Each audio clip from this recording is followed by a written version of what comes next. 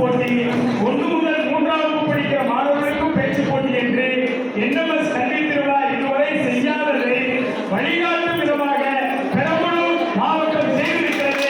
அதற்காகவே ஒரு தனி பாடத்தை கருவி கொடுத்திருக்கிறார். எல்லாரும் கேட்டாங்க, என்னங்க 6வது நேரம் பேச வச்சிருக்கீங்க, 1வது பேசுது, 2வது பேசுது, என் பிள்ளை 3வது பிள்ளை நல்லா பேசுறாங்க. நாங்க போட்டியா நடந்ததில்லை. யாராவது ஆர்வமா வந்தா மேடையில பேச வச்சு ஒரு 100 ரூபாய் 500 ரூபாய் பரிசு கொடுத்து அனுப்பிச்சிடுவோம். ஆனால் இந்த பெரம்பலூர் மாவட்டம் NMS கல்வி திருவிழா இனி வருங்காலத்தில் தமிழகம் முழுவதும் 1 முதல் 12 வரை இந்த போட்டியை நடத்தலாம் என்று ஒரு வழிகாட்டி இன்னொரு கோரிக்கை வச்சாங்க. பேசுற போது கல்லூரி மாணவர்களுக்கு இந்த போட்டி இல்லையா, ஏன் 12ஆவதோடு நிறுத்திடணுமா, அவங்களுக்கு அடுத்து கல்லூரியில போட்டி கிடையாதா, இதை NMS கொஞ்சம் தயவு செய்து யோசிக்கணும்னு சொல்லி கோரிக்கை வைத்தார்கள்.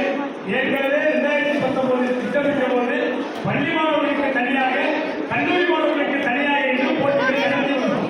2024 வரையிலும் கல்லூரி மாணவர்களுக்கும் பேச்சு போட்டி இருந்தது. ஆனா இந்த ஜூன் மாதம் ஜூலைல ஆரம்பிக்கிறதுனால அப்பதான் காலேஜே தொடங்கி இருக்குமா, முதல் ஆண்டு இன்னும் கூட தொடங்கல.